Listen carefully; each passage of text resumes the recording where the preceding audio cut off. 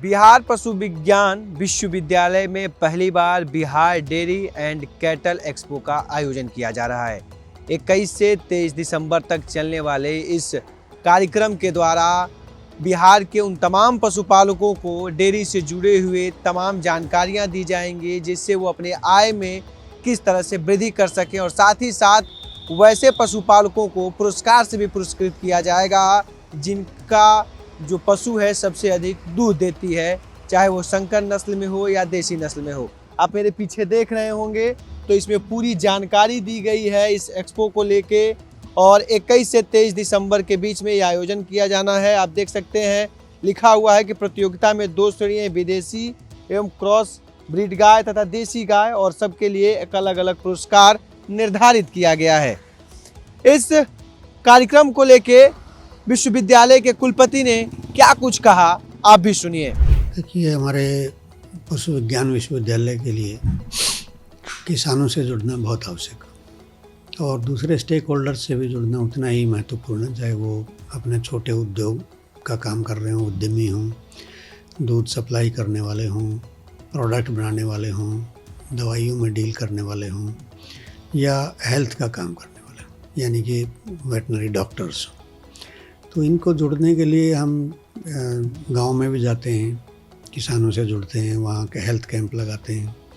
लेकिन एक व्यापक स्तर पे अवेयरनेस क्रिएट करने के लिए किसानों में उनको अपने अच्छे सक्सेसफुल फार्मर्स का एग्जाम्पल उनके सामने रखने के लिए एक ऐसा आयोजन किया जाए जो प्रदेश स्तर का आयोजन हो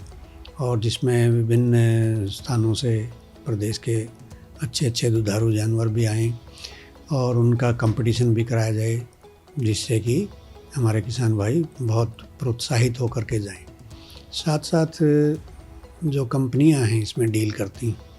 क्योंकि इनपुट आती है प्राइवेट सेक्टर से, और प्राइवेट सेक्टर में तरह तरह के इक्विपमेंट बनते हैं, चाहे वो मिल्किंग मशीन हो, चाहे साइलेज बनाने की मशीन हो, स्ट्रॉ बेलिंग मशीन हो, और छोटे छोटे इक्विपमेंट और टूल्स बहुत सारे फार्म पे काम आते हैं। तो इनकी जानकारी भी किसान भाइयों को और उन मैन्युफैक्चरर्स के साथ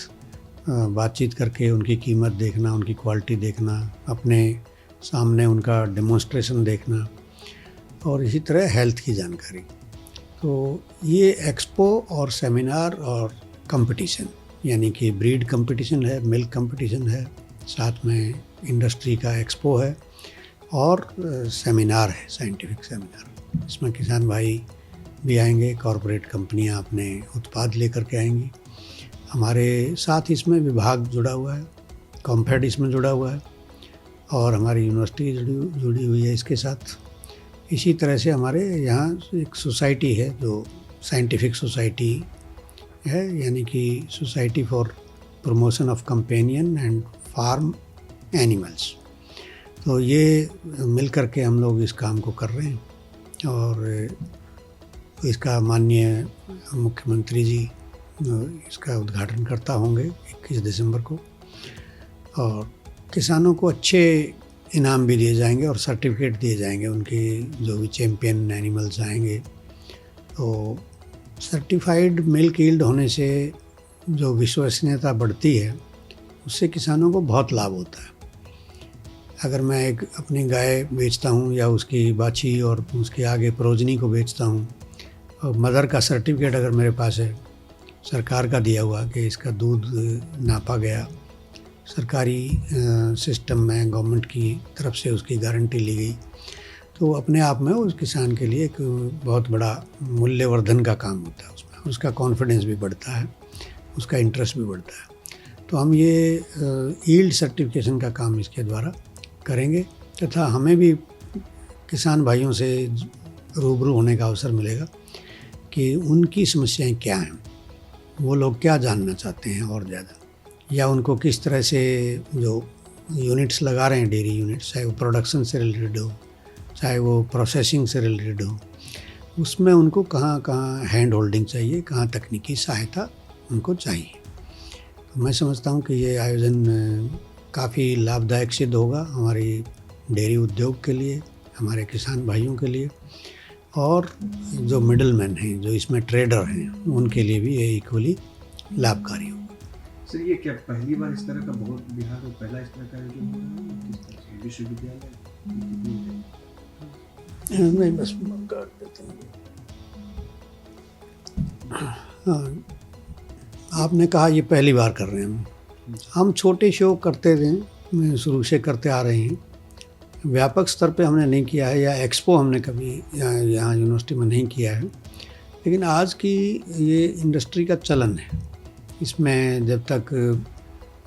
चीज़ें ला करके किसानों को नहीं दिखाई जाती हैं और उनके साथ में उनका इंटरेक्शन नहीं होता है या अपनी पूरी जानकारी नहीं मिलती है, तो जो हमारा ग्रोथ रेट है प्रोडक्शन का लगा लीजिए, प्रोसेसिंग का लगा लीजिए या इकोनॉमी में, ये काफ़ी सहायक। तो हमने पहले भी सोचा था, लेकिन कोरोना की वजह से हम लोग थोड़ा लेट हो गए और इस बारी हमने निर्णय किया कि हम इसको मिल करके करेंगे। विभाग भी साथ आया, हमारे कोऑपरेटिव फेडरेशन भी साथ आई और ये तीनों जो मेन इकाइयाँ हैं, यानी कि प्रदेश की सरकार, हमारा दूध उत्पादक संघ और हमारा विश्वविद्यालय, सब मिल करके इस काम को कर रहे हैं और आगे ये जारी रहना चाहिए। जैसा मुझे लग रहा है कि ये काफ़ी सफल आयोजन होगा। पोल्ट्री और एक्वा का पहले ज्ञान भवन में आयोजन हुआ है, दो बार एक्सपो हुए हैं और उसमें किसानों की प्रतिभागिता अच्छी देखने में आई है। लेकिन हमारे पास में जगह है, ओपन हमारा वेटनरी ग्राउंड है, इसमें हम अच्छा आयोजन कर सकते हैं। तो ये